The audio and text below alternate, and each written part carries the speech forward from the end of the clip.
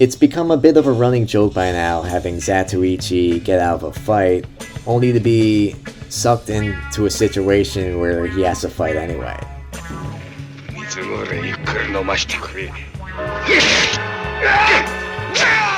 This of course makes the film work. If instead we just had a character who would run around killing people for the pleasure of it, it wouldn't really cut it. Yet, when you think about it, there is generally a tragedy here. Zattuichi doesn't search for trouble, yet trouble always finds him.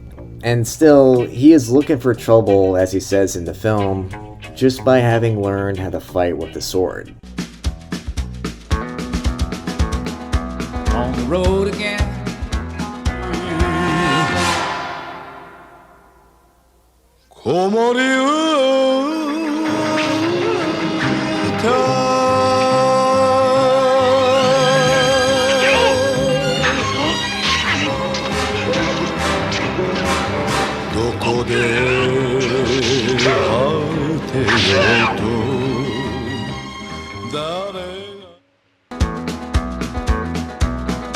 On the road again. Zattuichi on the Road is the 5th entry in the franchise, and it's the 3rd movie released within 1 year. So, compared to the previous films, this one didn't really do much new. And I probably should have known this when I saw a generic title like Zattuichi on the Road. I mean, doesn't he travel on the road in every movie? From the title, you immediately get the feeling that this particular entry in the franchise is gonna be a bit generic. And, well, after watching it, it ended up being just that. The storyline to this film is a bit too similar to Kurosawa's Yojimbo. And that actually came out 2 years before this. And the similarities are especially obvious during the final showdown. There's a scene with 2 rivaling Yakuza clans, each shown on each side of the town.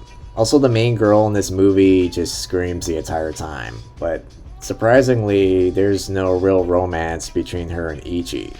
Most of the film moves at a pretty slow pace, and occasionally it'll get broken up by a short action scene, but there's never any real build-up, something that the other films did much better. When you watch this entire franchise, you do notice that the sword fighting scenes do gradually get better with each movie. But it's still kinda stupid seeing someone just get brutally cut up by a katana, only for them to face the camera and just reveal that there's no cuts or any blood on them.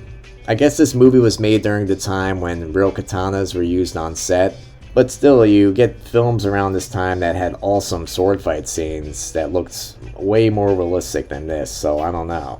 The visuals also don't look quite as nice as the other films either.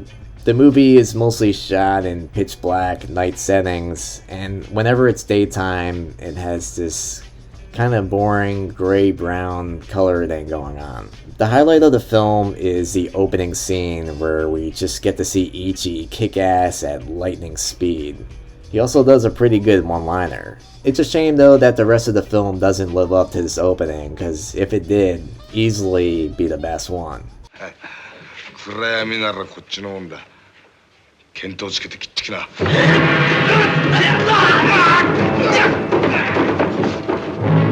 So the story of this film follows Zattuichi, and he's being taken to a distant town by a caring employee. The employee wants the blind masseuse to meet his boss for reasons that are still unknown to Ichi. However, the 2 men get ambushed by a group of samurai who turn out to be opponents of the boss that Zattuichi is supposed to meet. The employee is killed, but Zattuichi survives, and he ends up meeting the widow of one of the attackers, who's going to become an important antagonist. Zattuichi then travels on. He meets a dying old man who got attacked by a group of samurai. The old man helped a young woman who attacked her own master, who was trying to rape her. The dying man then asks Zattuichi to escort the young woman back to her family in the capital. Zattuichi is unable to refuse the dying man's last wish, and he protects the young woman on his way towards the capital. However, the widow of the samurai that Zattuichi killed and several of his associates want to kidnap the young woman and to harm Zattuichi. Zattuichi ends up being caught up in a fight between the clan who wanted to hire him for a fight and the clan who attempted to assassinate him. He then realizes that both sides only want to use him for their own purposes, and he ends up turning against both of the clans while his main objective remains to protect the young woman and to eventually bring her back safely. So there's several elements that make this movie stand out. First of all, the film features less characters, so it's a bit easier to follow. The objective makes more sense than in some of the previous movies that are a bit confusing.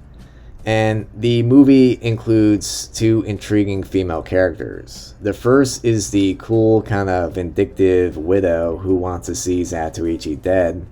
And the second is the desperate and a bit naive girl who is tracked down by her master samurai and who really needs Zattuichi's help in order to survive. It's a bit refreshing that the screenwriters didn't just decide to throw in some dramatic love story. Instead, we get Zattuichi treating this young woman sort of like a father would. The movie does do a good job at building up some of the tension. We get several dramatic kidnappings, a short, pretty awesome fight sequences, and of course the epic showdown at the end that's basically just Yojimbo. In the end, I'll say that Zattuichi on the Road isn't a bad film. It has a nice pace, some good tension, interesting characters, especially the two important female characters, which are quite unusual for samurai flicks of this time. And I just feel like any fans of Asian martial arts films should just be familiar with this film, and it's good to have in your collection. If you've been following all the Zattuichi films up to this point, it's not the best film, but it's not the worst despite some of its flaws.